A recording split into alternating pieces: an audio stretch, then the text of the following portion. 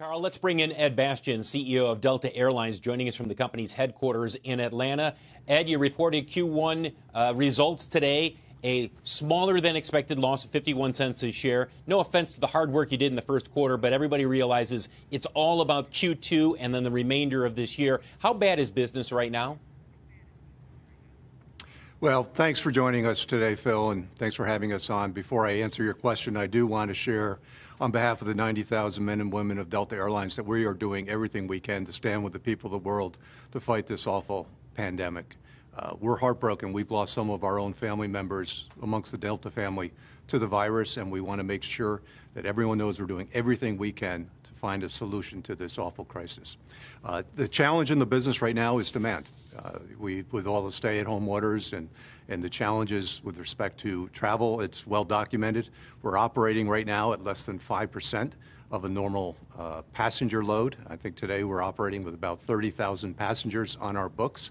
And the important thing, though, to note is that those are essential passengers. Those are people that are out in the business making a difference, whether it's healthcare workers, whether it's people visiting families, whether it's emergencies, whether it's transporting PPE and healthcare items from China to the front lines of our medical personnel.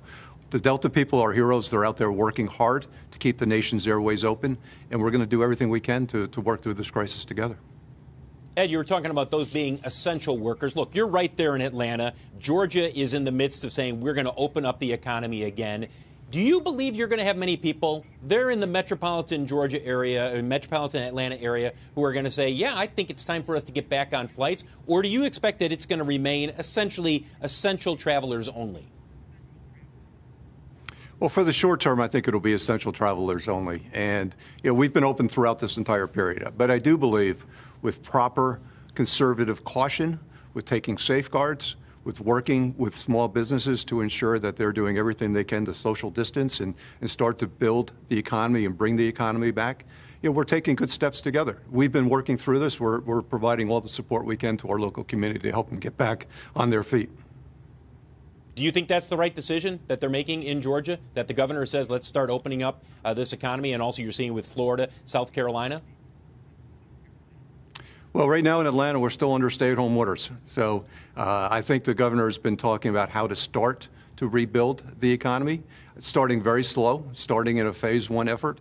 And I think this is going to be choppy. And the recovery is going to take much longer than any of us would like to see.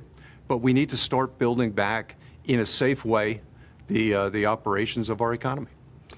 Jim Cramer, always glad that you and your compadres come on from your business. It seems like you're very open-minded culture, and really salute you for doing that. Thank you, Jim. First question. I see you're offering free flights to medical professionals fighting COVID-19 in the hardest hit areas of the United States. Do we have any evidence that those people have a higher than expected rate of COVID illness because they travel on your planes? There's no evidence of that going on in our planes. One of the things that we said when we started just 30 days ago, dealing with this crisis, is that the first priority was to protect our people, protect our customers in the greatest way possible. While we've done everything we can to conserve cash in the environment, and we'll talk about that with respect to liquidity, we've doubled down, in fact, tripled down on sanitation and hygiene and cleanliness and making certain that every aircraft that we're on are being fogged every single day. The facilities, the social distancing practices on our planes, making certain people are at least 6 feet away throughout the cabin, giving them the opportunity, changing the boarding practice. We now board from the back first to make certain that people aren't walking past customers sitting in first class. So there's no evidence at all that we are transmitting by staying open the virus. Well, let's say you offered that Abbott 5-minute, 15-minute box right before you get on. Do you think it would change things? And the reason I say that is because after I just heard you say what you said, I want to go. You have a great flight to San Francisco that I can take. Now, I really want to go to San Francisco, and I'm trying to figure out why I'm not going, given what you just said. Well, we are enlisting the very best medical experts. One of the challenges with this virus that we're all fighting is that it's turning a bunch of CEOs into healthcare CEOs overnight. I'm not a healthcare CEO, I'm an airline CEO, right. But we are enlisting the very best medical advisors and expert advisors to make certain that we have insight into everything from the diagnostics and the testing protocols and what works and how can we start to translate that into our business model, all the way through the vaccines. What's happening on the vaccine world, and does that turn into a position where we have immunity passports that our customers are going to be required to enlist? So I don't know the answer specifically to testing, Jim, but I can tell you that we've got people working on it with the right medical experts to try to advance that process. And there's no question that until customers feel safe traveling, this business in terms of air travel is not going to return at scale. What did Warren Buffett say to you when he bolted from your stock? Because I know he was very excited about your stock at a much higher price, and I don't hear anything that makes me feel like that you did something wrong. We didn't do anything wrong, and I think if you asked Mr. Buffett, he would share the same. He sold below the 10% threshold, so I'm not at liberty to disclose any conversations that we've had. But he's been a great investor, getting back into the business, and we'll see what happens. Hey Ed, it's Carl. It's good to talk to you this morning. I wonder, given this morning the CDC director is warning that we could see a second spike in concert with the regular flu season later on this winter. But whenever a potential reemergence in cases comes, how much money do you have to set aside again for another interruption in demand like the one we're seeing right now? Well, thanks, Carl. Good to talk to you as well. We are actively preserving cash and liquidity. One of the things that when we entered this dilemma, we said, so 3 simple priorities. First, make sure we're taking the very best care of our customers and our people.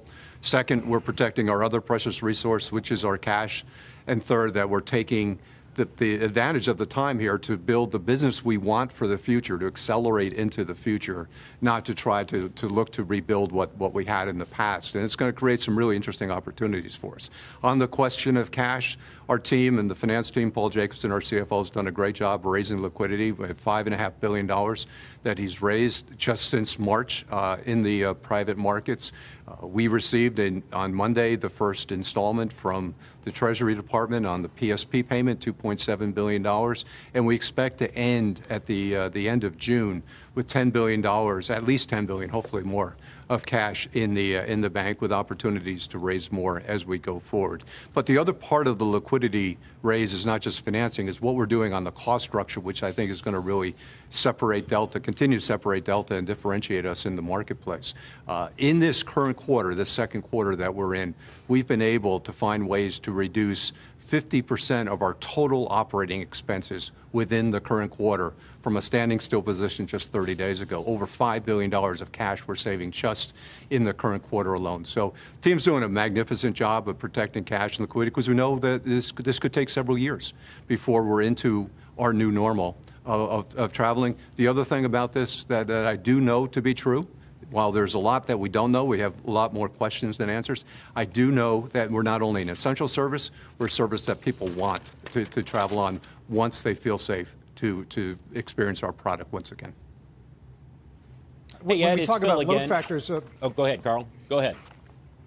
I was going to ask Phil, on load factors, I think for the quarter it was 73.1, and I wonder, is there what's the new break-even load factor for a major these days?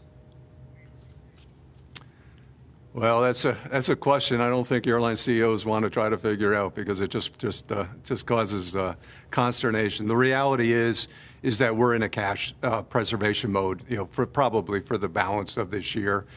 Realistically, we need to get our load factors back up into that 80% over time, and we'll walk it through. We've got a lot of our capacity on the ground. We've got over 600 planes grounded at the present time. We're only flying about 10 to 15% of our schedule at the present time. But as we were talking with Jim, once customers feel safe to travel, and it's not just physically safe, it's also financially safe, because we also have to consider what the impact in the markets have had and the economy has had on discretionary spend as well. But once that happens, and it may take 2 to 3 years to build it back, people will come back. Ed, you were burning about $100 million in cash a day at the end of March. You're hoping to get down to just $50 million of cash burn a day by the end of June. But you expect to be burning cash by the end of even at the end of the year, correct? Is it likely that we see you doing a daily cash burn, let's say through the first quarter, maybe into the second quarter of next year? It's really hard to predict, Phil. It's based on the demand and the duration of the challenges we're experiencing on the revenue front. The $100 million a day that we saw in March was true, and and I do expect that by the month of June, in fact, maybe even the month of May, we'll have that down to about $50 million a day. So the team's done a very nice job. But we're looking through the second half of the year, looking at what we're going to need to do to continue to preserve cash, to keep that 50% of overall savings that we had in the second quarter, keep that same momentum moving through the business while we work to encourage customer confidence back in our product, in our business. Ed, I've been wondering, I've a lot of these companies on Mad Money that are designed to have success for office at home. And there's just hundreds of thousands of people that I used to see on the planes, the extremely full planes. There's always these guys in suits, and they're making a fortune going to different places, flying first class. Do you think something's going to permanently change, that the Zooms of the world and the WebExes of the world will make it so that some of your best customers aren't going to be able to be flying after this? I think there will be some behavioral patterns that will change, no question about it. I think it'll take some time to understand what that means. I don't think that we're turning into a telecommuting workforce. I do think we'll have a portion of travel that will move over to telecommuting. But the reality is the human spirit wants to engage with fellow humans. Business travel is going to come back. People need to be face-to-face doing business together when it's safe, when that opportunity arises. People are going to want to get out of their homes and go on those experiences, whether it's for leisure or go to visit relatives and people they haven't seen in some time. But we have to make it safe. We have to make it physically safe. The other thing about this that is really important to remember is that we specialize in safety. In our business, flight safety is everything. We are the safest form of transportation in the world in the U.S. aviation system, bar none. We need to take that same rigor and that same analytical approach and that same focus to personal safety and hygiene as you travel aboard our aircraft and you work through our facilities, as we have for flight safety for years. We're confident we'll get there and we'll get the business back. Okay, so Ed, when I go to Delta, what I don't want these. These are the paper ones. I want an N95 made by 3M. Okay, you can give me gloves. I would love to be able to be sure that the person next to me is wearing the mask so they don't give it to me, which is the real reason why we want masks. I would love to be able to know that the person next to me has the antibodies, whatever. And I would pay triple what I used to pay for San Francisco to be able to know that when I got there, it is fine. But what I can't figure out is, how did you guys get to be known as an incubator like you're a Carnival Cruise? If you're not an incubator, and you can demonstrate that with masks, that person next to me won't give it, why aren't people flying? I mean, you got some pretty good bargains right now. Well, I think there's a lot in that, what you said, and certainly we do have masks, we do have gloves. All of our staff, our frontline staff, are encouraged to wear them. We do have masks for customers that they don't bring them. The majority of customers that are flying are carrying their own mask as they should. And they should wear masks when they travel, at least until the virus is contained. But what we're into, Jim, is a new normal going forward, and it's going to be very interesting. The reality is that you will find customers will come back to quality. Yes. And there will be a premium for quality and reliability and the reputation of service excellence, all of which our brand represents. Delta is known for quality. That's our hallmark. That's our calling card. There will be the opportunity to lead with our service excellence and our people working with the medical experts. How do we translate that back into the business model? Whether it's testing, whether it's the safeguards on board the planes, whatever it's going to take, we're going to do whatever we need to do to re-inspire confidence in business travel as well as leisure travel going forward. Ed, as if you don't have enough to deal with everything happening here in the U.S. and with your own airline, I'm curious what you think about what's happening with Virgin Atlantic. You guys own 49% of Virgin Atlantic, and Richard Branson was out with a very sobering message yesterday saying, look, we need help. And the British government at the same time has said, well, listen, you step up if you want some help. If the British government says to Virgin Atlantic, look, Delta owns 49% of you. They got to pony up some money before we step in. What would you say? Well, on the Delta front, we are not in a position to invest any more money into Virgin. We're already at the ownership cap of 49%, and candidly, with our crisis, with the cash that we need to protect our own business, that's what our focus is. I trust Virgin will work through its challenges with the government and with Richard. If they are required to go through an administration process in the UK, I'm confident they could reemerge. There's a need for the Virgin brand in the UK marketplace, and I'm confident once we get through and we understand where this virus is going to get to a point where people feel safe to travel again, the Virgin brand will be strong once more. But it could take a legal process to get through that.